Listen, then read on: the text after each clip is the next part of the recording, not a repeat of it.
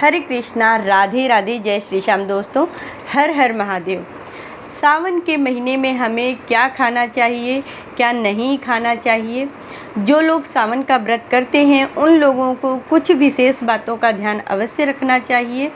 सावन के महीने में किन चीज़ों से हमें परहेज करना चाहिए, क्या चीज़ें ऐसी हैं जिन्हें खाना बिल्कुल भी वर्जित है, किन चीज़ों को हम खा सकते हैं, जैसे कि कौन सी सब्जियां हैं जिन्हें हम खा सकते हैं और कौन सी ऐसी सब्जियां हैं जिन्हें सावन के महीने में बिल्कुल भी नहीं खानी चाहिए।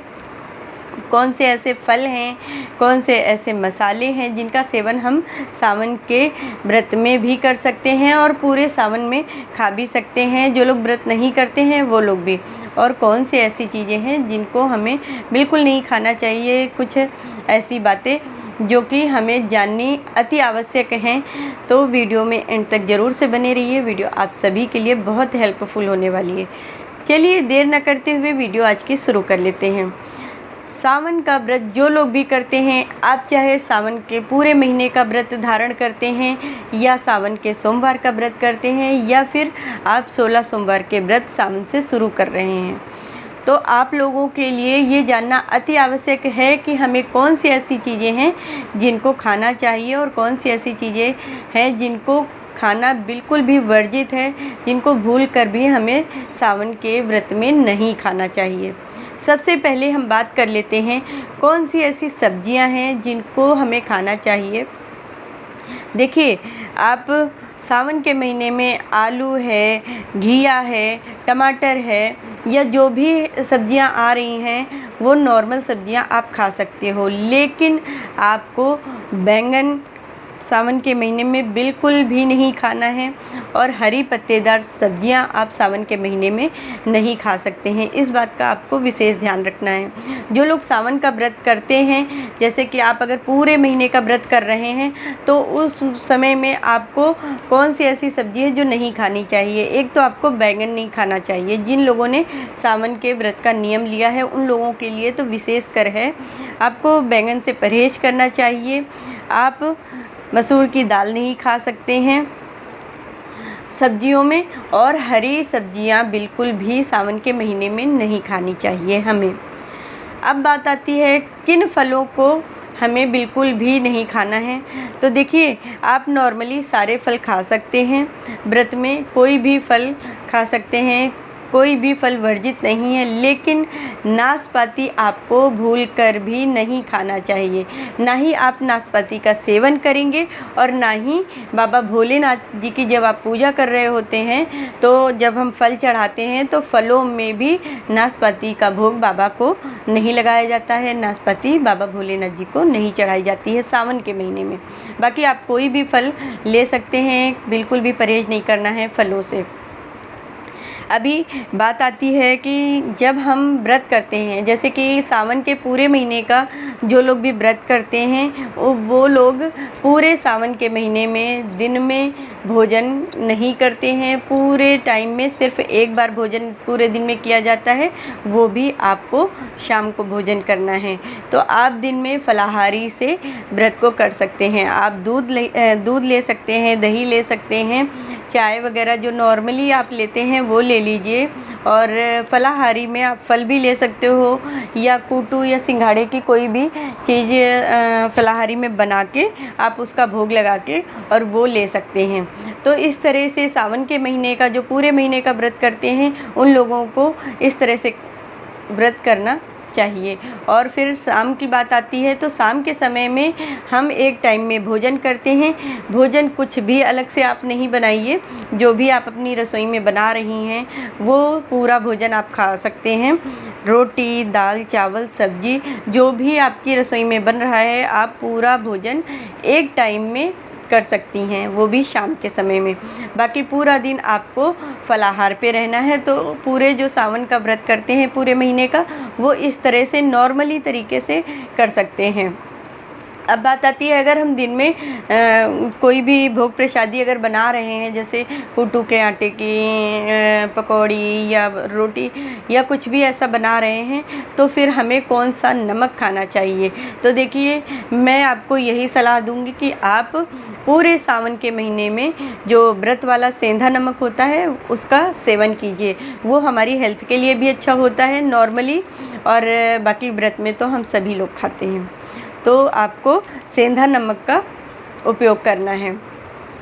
अभी बात कर लेते हैं हम कौन कौन से मसाले खा सकते हैं। जब हम सोमवार का व्रत करते हैं या फिर हम प्रदोष का व्रत कर रहे हैं, या ये आप पूरे सावन में फलाहारी पे व्रत कर रहे हैं, तो आप सभी को कुछ बातें ऐसी हैं जो कि जानना अति आवश्यक है। जैसे कि मसालों में आप जब तड़का वगैरह लगाते हो, जैसे दाल फ्राई करना है या सब्जियां वगैरह बनानी है व्रत वाली, तो आप उसमें जीरे का उपयोग कर सकते हैं। लेकिन इसके अलावा राई है, मेथी है या फिर कोई अन्य सामान है जिससे तड़का लगाया जाता है, तो वो चीज़ आपको नहीं डालनी है भोजन में। सिर्फ आप जीरे का तड़का लगा सकते हैं, और नॉर्मली सात्विक खाना ही आपको पूरे सावन में खाना चाहिए।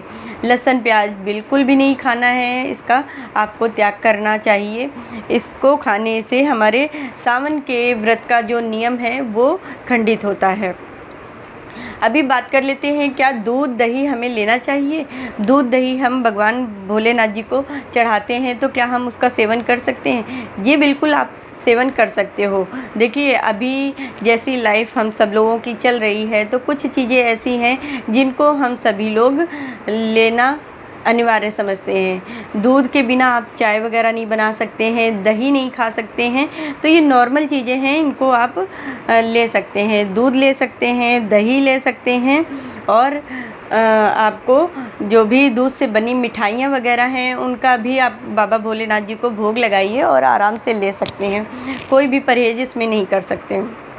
देखिए, ये बहुत हैवी नियम हो जाएगा कि नहीं, हम बाबा भोलेनाथ जी को दूध चढ़ाते हैं या पंचामृत चढ़ाते हैं तो हम इन चीज़ों का सेवन नहीं कर सकते। ऐसा कुछ भी नहीं है। आप नॉर्मली खाना खाइए। अगर व्रत करते हैं तो भी, नहीं करते हैं तो भी सात्विक खाना आपको खाना चाहिए पूरे सावन में। व्रत नहीं भी कर रहे हैं तो भी आप कोशिश कीजिए सात्विक भोजन ही करिए। पूरे महीने में सात्विक भोजन करने के बाद में आप मुझे कमेंट करके बताना आपकी हेल्थ पे क्या फ़र्क पड़ा है। ठीक है जी। तो मेरे हिसाब से सात्विक भोजन बहुत ही बेस्ट ऑप्शन है। जो लोग व्रत नहीं कर रहे हैं उन लोगों के लिए भी, बाकी जो लोग व्रत कर रहे हैं उनको तो करना ही करना है, उनके लिए कंपलसरी है। आप सावन के जो सोमवार हैं वो बहुत सारे लोग फलाहार पे करते हैं, अन्न नहीं लेते हैं, तो वो लोग एक टाइम में कुट्टू के आटे की पकौड़ी या फिर सिंघाड़े के आटे की पकौड़ी या साबूदाने की खिचड़ी, ऐसी चीज़ें बनाकर और उसका फिर भोग लगाते हैं और उसका सेवन करते हैं, और व्रत वाला जो नमक होता है वो खाने में डालते हैं। क्योंकि बहुत सारे लोगों को हेल्थ इश्यूज़ आजकल बने ही रहते हैं ज़्यादातर लोगों को, तो वो लोग फलाहारी पे नमक लेकर व्रत कर लेते हैं, जिसमें कोई भी परहेज नहीं है। आप कर सकते हो ऐसा। अगर आपका हेल्थ इशू है तो आप फलाहारी पर व्रत कर सकते हैं। बहुत सारे लोग मीठा व्रत करते हैं। जो सावन के सोमवार होते हैं, मीठे व्रत में इसको शामिल किया गया है। तो इसमें आप नमक नहीं खाएंगे, फिर आप मीठा कुछ भी बना लीजिए, खीर बना लीजिए या फिर पूड़े वगैरह हैं या अन्य बहुत सारी चीज़ें हैं, चीनी के पराठे हैं, हलवा है, ऐसी चीज़ें आप बनाकर बाबा को भोग लगाइए। शाम के समय संध्या आरती करिए। भोग लगाने के बाद में वो प्रसादी आप ग्रहण कर सकते हैं। अब बात आती है, ये जो सारी चीज़ें हम बनाएंगे इसके लिए कौन सा तेल या घी हमें यूज करना चाहिए। तो नॉर्मली हम सभी लोगों को पता है कि हम घी तो खा ही सकते हैं। किसी भी व्रत में घी वर्जित नहीं होता है। आप घी का यूज़ कर सकते हैं, या फिर आप घी अगर नहीं खाना चाह रहे हैं तो आप मूंगफली का तेल आता है, तो आप मूंगफली का तेल अपने व्रत के खाने में यूज़ कर सकते हैं। उसमें आप फलाहारी बनाइए और बाबा को भोग लगाइए। बाबा को भोग लगाने के बाद वो प्रसादी रूप में आप ग्रहण कर सकते हैं। तो ये कुछ चीज़ें ऐसी हैं जिनके बारे में हमें जानना बहुत ज़रूरी है, स्पेशली उन लोगों को जो लोग सावन के पूरे महीने का व्रत करते हैं या सोमवार का व्रत कर रहे हैं या सावन का अन्य व्रत कर रहे हैं कोई भी। ठीक है जी। तो ये तो हो गया बिल्कुल नॉर्मल और सिंपल साधारण सा तरीका जो कि मैंने आप सभी लोगों के साथ शेयर किया है। अभी बात कर लेते हैं कि अगर हम एक टाइम में भोजन कर रहे हैं पूरे सावन में तो क्या इसमें सूर्य अस्त के बाद भोजन करना चाहिए या सूर्यास्त के पहले। तो आप कोशिश कीजिए कि सूर्यास्त के पहले भोजन कर लीजिए अगर आप पूरे सावन का व्रत कर रहे हैं। पूरे सावन के महीने में एक टाइम भोजन कर रहे हैं और पूरे दिन व्रत कर रहे हैं तो आप कोशिश कीजिए कि सूर्यास्त के पहले भोजन कर लीजिए। और बाकी अगर आप बाद में भी कर लेते हैं तो कोई ऐसी प्रॉब्लम नहीं, क्योंकि सूर्यास्त का इस जो सावन के महीने में है इस चीज़ से, इन व्रतों से कोई लेना देना नहीं है। तो आप कोशिश कर सकते हैं कि आप सूर्यास्त के पहले भोजन कर लीजिए। अगर नहीं कर पा रहे हैं तो कोई बात नहीं, आप बाद में भी कर सकते हो। तो ये नॉर्मल सी चीज़ें हैं जो कि हम ध्यान में रखते हुए अपने व्रत को पूर्ण करें। मसाले में अगर आप पूरे, जैसे हम दिन में कोई भी फलाहार वगैरह बना रहे हैं तो उसमें विशेष कर ध्यान आपको रखना है कि मसाले में सिर्फ आपको जीरा यूज करना है छौंक के लिए, बाकी अन्य कोई चीज़ यूज नहीं करनी है। मसाले आप घर में ज़्यादातर हम लोग तैयार कर लेते हैं, हल्दी, धनिया, मिर्ची, लेकिन मिर्ची में आपको हरी मिर्च व्रत में खानी है। आप हरी मिर्च खा सकते हो, काली मिर्च खा सकते हो, लाल वाली मिर्च से परहेज़ कीजिए, वो खाना वर्जित होता है जब हम व्रत कर रहे हैं। ठीक है जी। तो उस समय पे आपको लाल मिर्च का उपयोग नहीं करना है।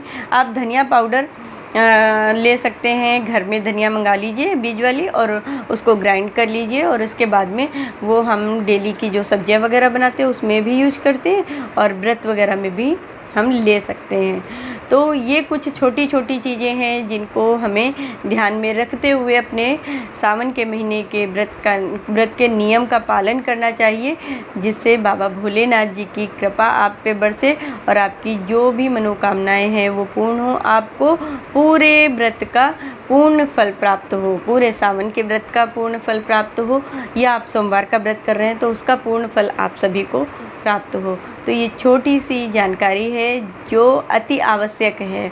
आई होप आप सभी को आज की वीडियो अच्छी लगी होगी। वीडियो पसंद आई है तो इसको ज़्यादा से ज़्यादा शेयर करिए, साथ में इस चैनल को सब्सक्राइब ज़रूर करिए, बेल आइकन को प्रेस करना नहीं भूलिए। प्लीज़ वीडियो को ज़्यादा से ज़्यादा शेयर करें। हरे कृष्णा, राधे राधे।